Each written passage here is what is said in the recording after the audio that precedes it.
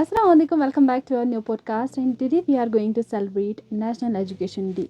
जैसे कि हमेशा की तरह कोशिश रहती है रेडियो द्रास 90.4 एफएम की आप लोगों तक डिफरेंट काइंड्स ऑफ प्रोग्राम पहुंचाने की, चाहे एजुकेशन के हवाले से हो या कुछ इन्फॉर्मेटिव बातें हो, आप लोगों तक शेयर हम ज़रूर करते हैं.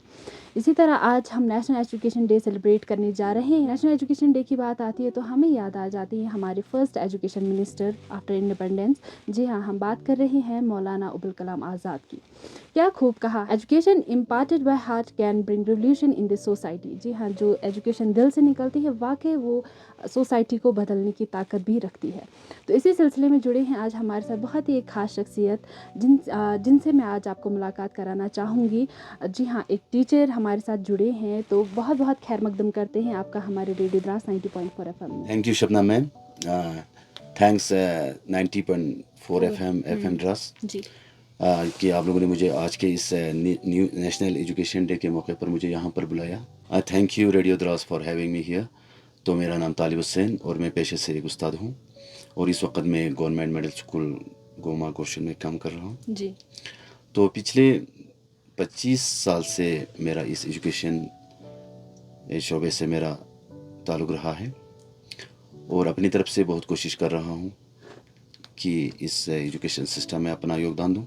बिल्कुल तो जैसे कि आज हमारा पॉडकास्ट जो है नेशनल एजुकेशन डे पर हो रहा है. बिल्कुल सर. तो जैसे कि हम सब को मालूम है कि हर साल 11 नवंबर को हम ये नेशनल एजुकेशन डे मनाते हैं. सेलिब्रेट करते बिल्कुल. तो ये दरअसल हमारे farmer education minister Maulana Abul Kalam Azad साहब की यौम पैदाइश है. तो उसी डे को उसको ऑनर करने के लिए इस डे को हम सेलिब्रेट करते हैं. तो माशाल्लाह आज हम द्रास में भी ये डे हम एफएम द्रास के थ्रू हम मना रहे हैं. तो जैसे कि आप सब जानते हैं कि मौलाना अबुल कलाम आज़ाद साहब एक बहुत ही बड़ा लीडर और एक बहुत बड़ा एजुकेशनिस्ट जो हमारे इंडिपेंडेंस के बाद फर्स्ट एजुकेशन मिनिस्टर बने. तो उसको ऑनर करने के लिए आज हम नेशनल एजुकेशन डे मना रहे हैं. जी, तो सर सबसे पहला मेरा सवाल यही रहेगा कि आज एजुकेशन डे है, what inspires you to become a teacher. क्या किस चीज़ ने आपको इंस्पायर किया? अदरवाइज आप किसी दूसरे फील्ड में भी जा सकते थे. मेरे एहसासात ने मुझे मजबूर किया एजुकेशन टीचर बनने के लिए, क्योंकि मेरे जो टीचर्स थे बहुत ही बेहतरीन असातिज़ थे. तो उनको देखकर मुझे बचपन में ही मुझे शौक़ हुआ कि मुझे एक टीचर बनना है, क्योंकि एक उस्ताद ही अपने माशरे को सुधार सकता है. जैसे कि अपना मौलाना अबुल कलाम आज़ाद साहब के कौल है कि एक तालीम याफ्ता जहन ही माशरे को तब्दील कर सकता है. तो ये माशरा तब्दील सिर्फ उस्ताद ही कर सकता है अगर हम लोग दिलो जान से इसको करेंगे. क्या लगता है सर आपको एक बच्चे के लिए एक अच्छा उस्ताद होना कितना ज़्यादा ज़रूरी है?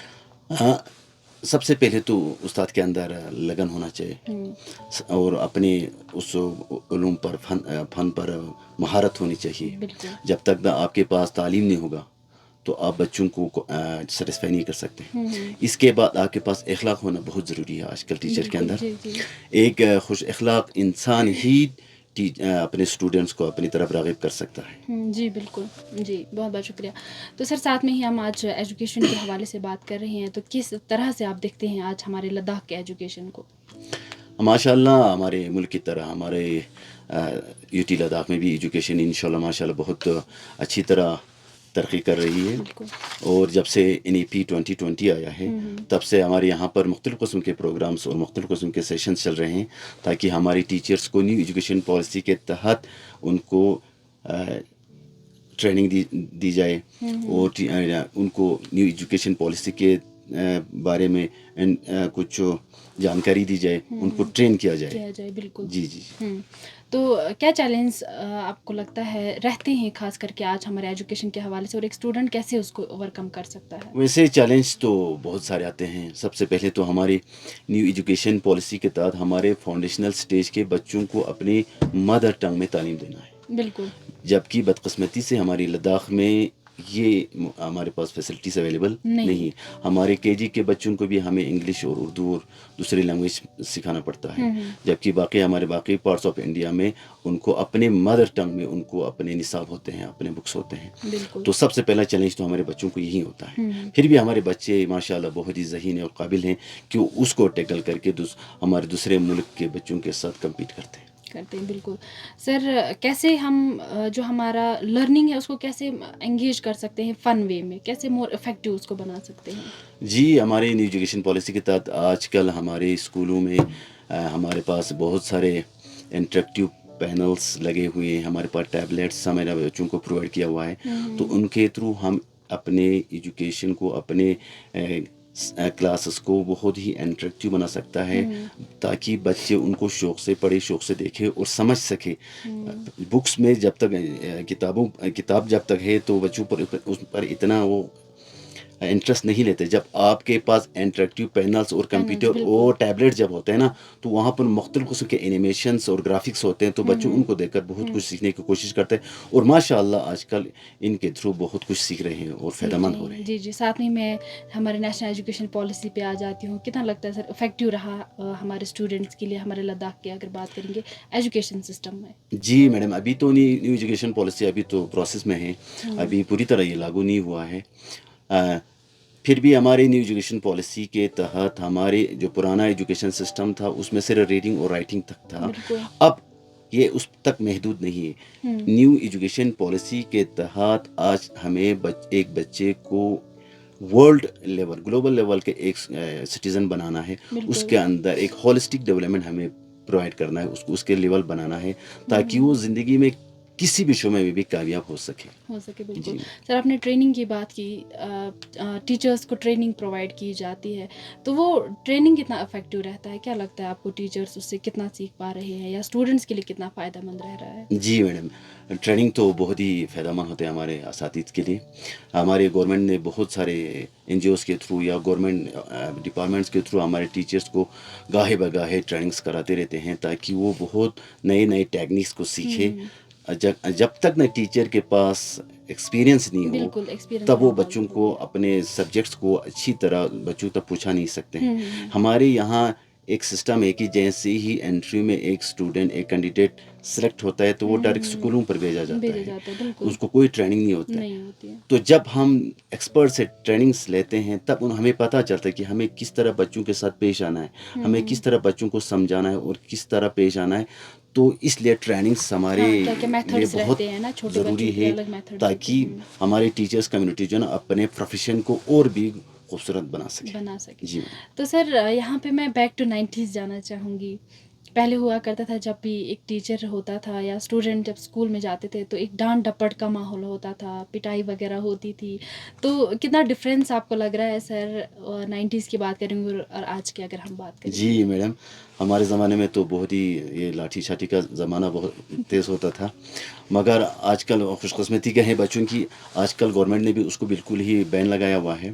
اور یہ ہونا بھی چاہیے, کیونکہ جب تک نہ آپ کا ذہن آزاد نہیں ہوگا تب تک ہم فریلی کسی چیز کو سیکھ نہیں سکتے. آپ کے سامنے کسی کا ڈر ہو اور آپ کو کچھ نیا چیز کرنے کو کہیں گے تو آپ کا ذہن نہیں مانیں گے.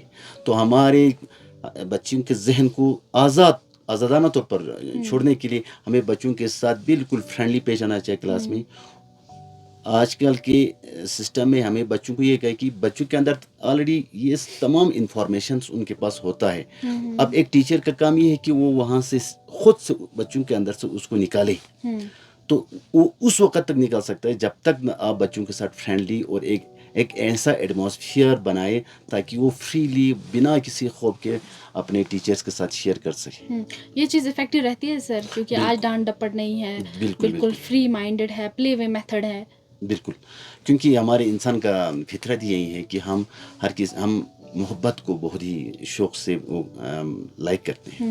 تو جب ایک استاد اپنے بچوں کے ساتھ پیار و شفقت سے پیش آتے ہیں تو وہ فریلی اپنے ٹیچرس کا کہا ہوا بات یا جو بھی ٹیچر جو وہ سبجیکٹس پڑھاتے ہیں وہ آرام سے وہ سیکھ سکتے ہیں اور وہ افیکٹو ہو سکتا ہے. بالکل. جی بہت بہت شکریہ سر. اور ساتھ میں ہی میں یہ جاننا چاہوں گی, ایجوکیشن کا زمانہ ہے تو ہم نے دیکھا کہ سر گاؤں میں NILP کے تھرو بہت سارے لوگوں کو ایجوکیٹ کیا جاتا تھا, تو اس کا مقصد کیا تھا اور کیوں امپورٹنٹ تھا وہ؟